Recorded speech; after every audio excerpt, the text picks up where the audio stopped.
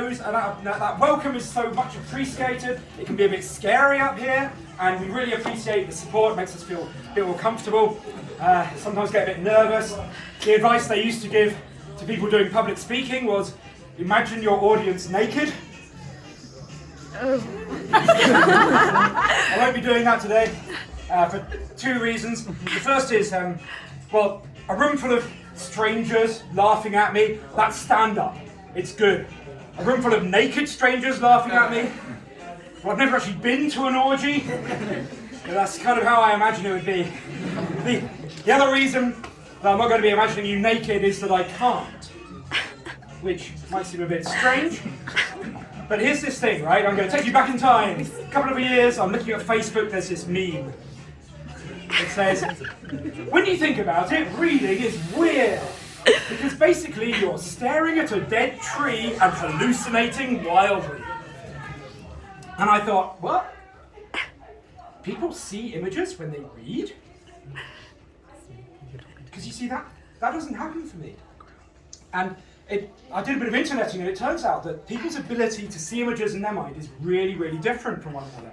And so I'd like to invite you all to do a bit of science with me here today. Who is up for an experiment? Woo! Lock the doors. Fantastic. All right, so I'm going to ask you all to please just trust me, just close your eyes.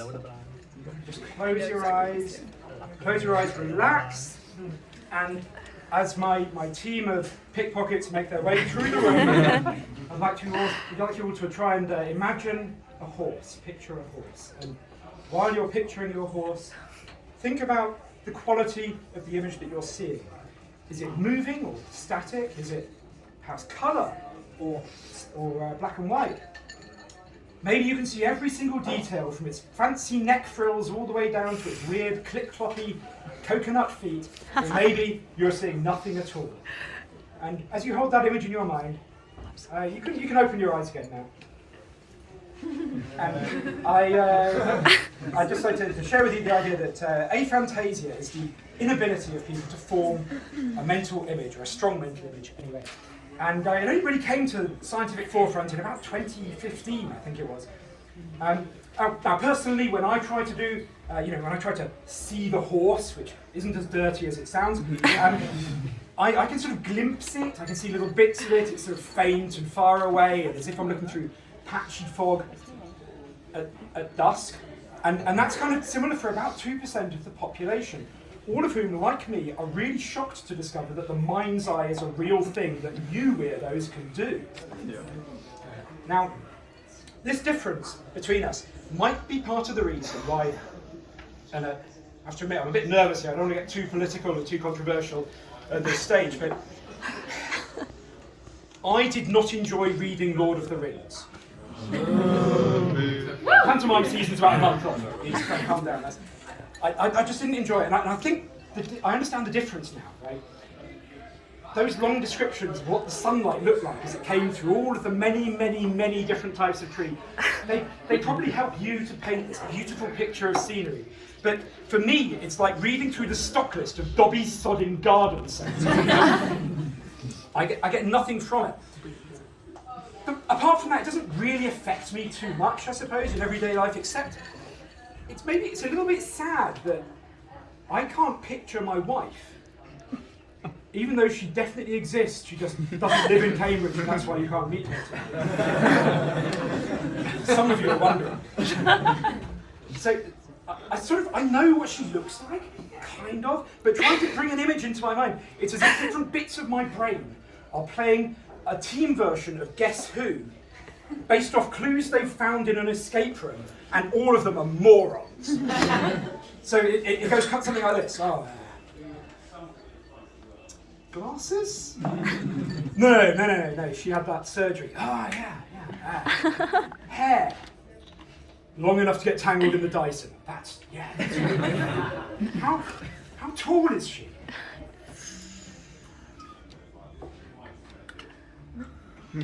This tall. Now, I do struggle with that. It doesn't really matter in some sense, but I struggle to understand how it can be that while I find this visualization so difficult, all of you somehow just sort of know. what my wife looks like, which it's beyond me. I can't understand it. And it's beyond science as well. There's been a little bit of research, but not very much. I think partly because it's such a new field, and probably partly because scientists have looked at people like me and said, this seems like a you problem. You know, who can blame me? Now, I did a bit more research into Aphantasia, as it's called, because I knew this thing was coming up, this gig, and it turns out it's not funny. So we've got a couple more minutes or something? Oh yeah, absolutely. Orgy, anyone? All right, well, moving on then. You're probably thinking to yourself, how can it be that this guy has had so much time to research such a fundamentally boring topic as Aphantasia? And the answer is that I used to be an engineer in Cambridge until the end of July, when I stopped. Now, you might be thinking, what have I been doing since? What have you been doing since then? What have you been doing? What have I been doing since then? I hear you ask. Oh, yeah. Well, I guess it depends where you like to get your news, because everybody has their own different tilt on these things. If you like reading The Telegraph, then I'd probably be described as economically inactive. If you're a Guardian reader, I'm on a sabbatical. Spelling mistakes and whatnot. And if you prefer something like BuzzFeed, then you won't believe this one weird trick to totally avoid income tax. I've just not been working. It's been relaxing. It's been fine. It's been nice. I've missed things about the world of work, mostly the people. You work in a place for 10 years and then you leave and you realise that most of your friends were actually colleagues, and it's a little bit sad, I suppose. You sort of realise you've lost the ability to make normal friendships. Would you be my friend? That's lovely, thanks. Well, I'll set up a Teams meeting and we can sort of. That's great. The other thing I miss, because I'm a massive fucking cheapskate, is the free coffee. Free coffee, you get that when you work at the right companies. Look out for the future. Now I have to buy it myself from a cafe like a chump. I could move my coffee machine down to the new house, but there kind of isn't room for it. Well, I suppose if I moved it in, my wife would probably move out, and I genuinely cannot picture myself without her. The thing I don't miss about work was the reviews. And I'm not talking about like engineering reviews or performance appraisals. I mean people's commentary on my sense of humour. When I left, at the leaving do, they gave me a copy of the Ha Ha Bonk joke book for kids, which some of you are probably thinking I should have read. One colleague in a meeting, they looked at me and said, "Damian, do people pay to see you do comedy?" Can't. And one guy, I'm nearly at the end now, so sorry, I'm nearly at the end now. No!